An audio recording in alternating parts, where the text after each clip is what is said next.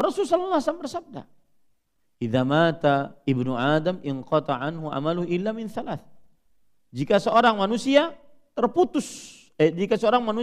mati, maka terputus darinya seluruh amal perbuatannya kecuali 3.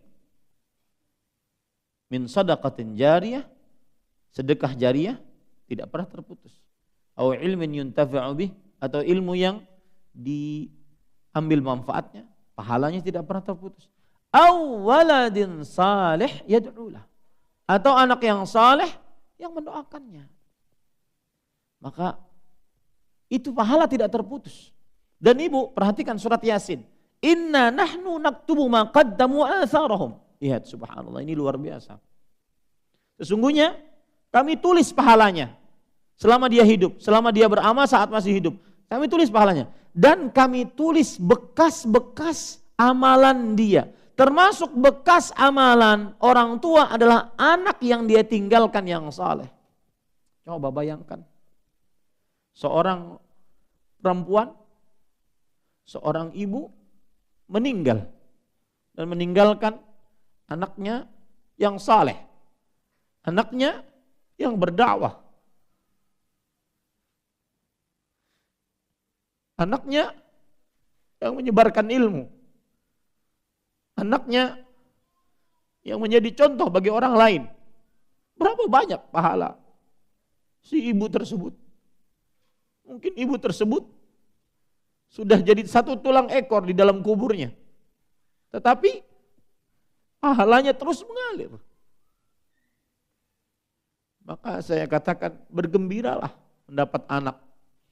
Dan kemudian berharaplah pahala selalu. Jadi sekali lagi saya katakan, poin yang kedua, investasi. Sepanjang masa itu anak. Bahkan 7 turunan bisa. Ketika anaknya mempunyai anak, itu cucu kita. Anaknya soleh, maka orang tua pertama akan mendapatkannya. Mendapatkan pahalanya. Maka Anda sekarang kelelahan mengurus anak, siapa tahu dia nanti akan menjadi seorang anak yang selalu mendadak.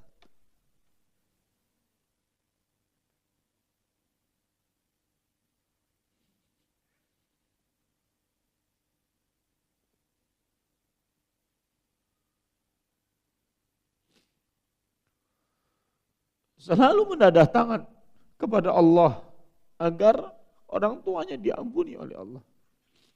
Kita, Bu, amal kita sedikit. Kita perlu tambahan umur, tapi umur terbatas. Ternyata ada yang menambahkan umur kita, yaitu anak-anak kita. Saat setiap sujud dia beristighfar kepada Allah untuk orang tuanya. Bukankah itu harus bersyukur kita ketika mendapatkan anak, dan dengan cara bersyukur tersebut hilang rasa lelah. Jadi kalau ibu sedang lelah, ibu sedang capek, maka ingatlah bahwasanya ini anak ini investasi saya. Anak ini harta tanpa putus bagi saya.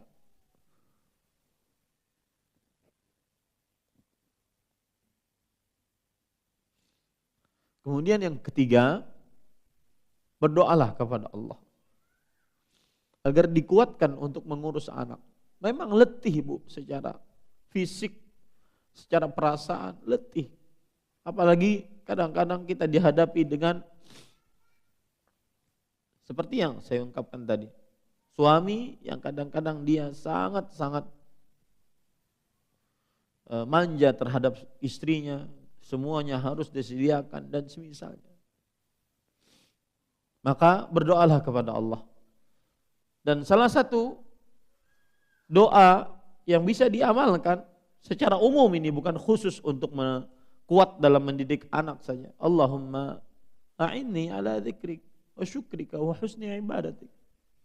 Ya Allah, tolong aku untuk senantiasa mengingatmu, bersyukur atas nikmat-nikmatmu, dan beribadah yang baik kepadamu. Itu yang ketiga. Ibu-ibu, saudari-saudari muslimah yang dimuliakan Allah. Jadi bersyukur kepada Allah. Karena di sana ada orang-orang yang susah, Bu. Saya punya adik saya yang ketiga. Sekarang harus ke Surabaya, kemudian harus suntik hormon istrinya. Habis ratusan juta hanya untuk satu orang anak. Ketika Anda diberikan anak, kemudian Anda mengeluh.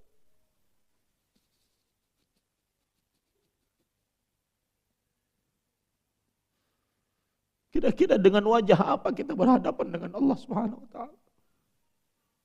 Seakan-akan apa yang engkau inginkan? Enggak punya anak salah, punya anak salah. Ratusan juta hanya untuk suntik-suntik saja. Itu pun belum tentu jadi. Bersyukur kepada Allah Subhanahu wa taala.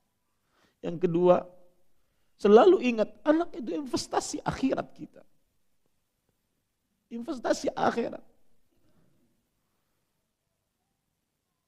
Siapa saja orang tua ya sekarang sedang meninggal, sedangkan anaknya menjadi anak yang soleh. Bahkan bukan hanya sekedar soleh, menjadi muslih. Orang yang memberikan kebaikan terhadap orang lain. Maka pada saat itu Rasulullah SAW bersabda, Inna auladakum min kasbikum. Anak-anak kalian adalah termasuk dari hasil usaha kalian. Hasil usaha kalian. Kemudian yang ketiga, berdoa kepada Allah agar diberikan kekuatan untuk bisa sabar dalam mendidik anak-anak tersebut. Maka ini mudah-mudahan pelipur lara bagi ibu-ibu yang merasa berat, keletihan, kecapean.